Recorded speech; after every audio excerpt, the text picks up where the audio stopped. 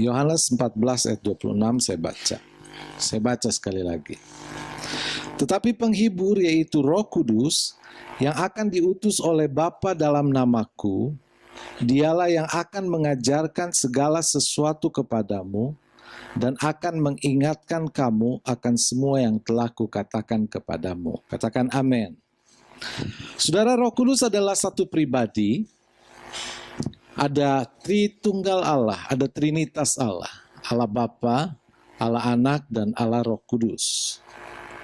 Itu bukan berarti Allah kita tiga, tetapi Trinitas ini adalah satu kesatuan. Sama seperti tubuh saya, ada tubuh, sama seperti diri saya, terdiri dari 3 unsur. Ada tubuh, ada jiwa, ada roh. Tetapi saya tidak 3, saya 1. Nah, dalam ketiga unsur ini, salah satu unsur Trinitas adalah Roh Kudus. Nah, Roh Kudus sekarang hadir di sini. Roh Kudus bisa masuk dalam hidup kita. Roh Kudus bisa menguasai hidup kita.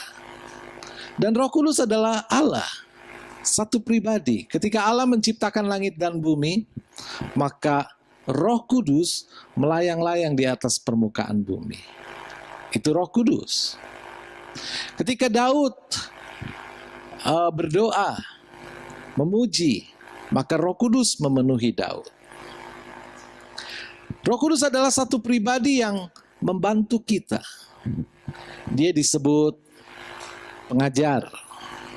Alkitab ditulis oleh Roh Kudus. Jadi semua penulis Alkitab itu diilhami oleh Roh Kudus. Mereka hanya alat saja, tapi Roh Kudus adalah sumbernya. Roh Kudus juga memberikan kekuatan. Ketika kita dianiaya misalnya, orang-orang Kristen yang dianiaya adalah orang-orang Kristen yang bisa tahan karena Roh Kudus memberi kekuatan. Roh Kudus juga adalah sumber hikmat. Hikmat untuk berdagang, hikmat untuk berbisnis, hikmat untuk memimpin, hikmat untuk melayani, understanding atau pengertian. Jadi Roh Kudus adalah satu pribadi yang diutus Tuhan setelah Yesus naik untuk membantu kita. Dan ayat yang kita baca disebut Roh Kudus sebagai penghibur. Dalam terjemahan NIV, dalam bahasa Inggris, penghibur diterjemahkan sebagai advocate atau advokat. Saudara pasti tahu advocate atau advokat ini. Advokat memiliki beberapa arti yang sangat bagus. Pertama, advokat punya arti supporter. Jadi Roh Kudus adalah supporter kita. Roh Kudus mensupport hidup kita. Jadi kalau saudara berdoa, Tuhan jadikan saya pemberi, maka Roh Kudus akan mensupport saudara dengan berkat-berkat. Katakan amin.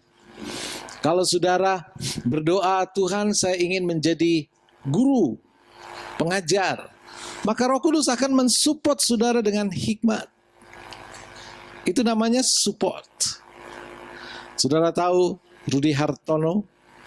Rudy Hartono adalah pemain bulu tangkis Indonesia yang paling terkenal. Sebab 8 kali dia juara All England. Tidak terkalahkan. Yang mengalahkan Rudy Hartono cuma 2. Sven Pri dan Lim Swee King. Itu juga dia sudah beranjak, usianya sudah menanjak tua. Tidak terkalahkan. Dalam kesaksiannya, Rudy Hartono berkata, sebelum saya bermain, saya selalu berdoa. Waktu sedang bermain, saya minta poin, minta angka, saya juga berdoa. Rudy Hartono punya 2 supporter. Yang pertama supporter penonton. Ya, jadi setiap Rudy main, penonton itu bergemuruh. Apalagi kalau diadakan di Istora Senayan. Semua penonton mensupport Rudy Hartono. Tapi ada supporter lain yang mensupport Rudy, Roh Kudus. Saya ingat ketika Rudy Hartono melawan Strauss Johansson. Set pertama Rudy Hartono kalah. Set kedua posisinya 14-0.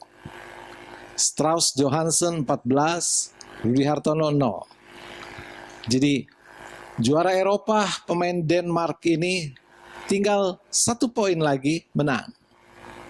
Tapi Rudy Hartono berdoa, Tuhan, saya minta 1 angka saja. Dapat 1-14. 1 lagi Tuhan. Dapat lagi 2-14. Terus sampai 14 sama.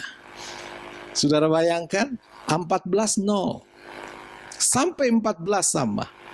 Akhirnya 15-14 untuk Rudy Hartono. Strauss Johansson hampir pingsan. Tidak mungkin ini terjadi. 14-0. Akhirnya set ketiga Rudy Hartono menang. Mudah-mudahan kita bisa mengundang Rudy Hartono hadir di sini untuk bersaksi. Bukan cuma Rudy Hartono yang disupport, kita semua.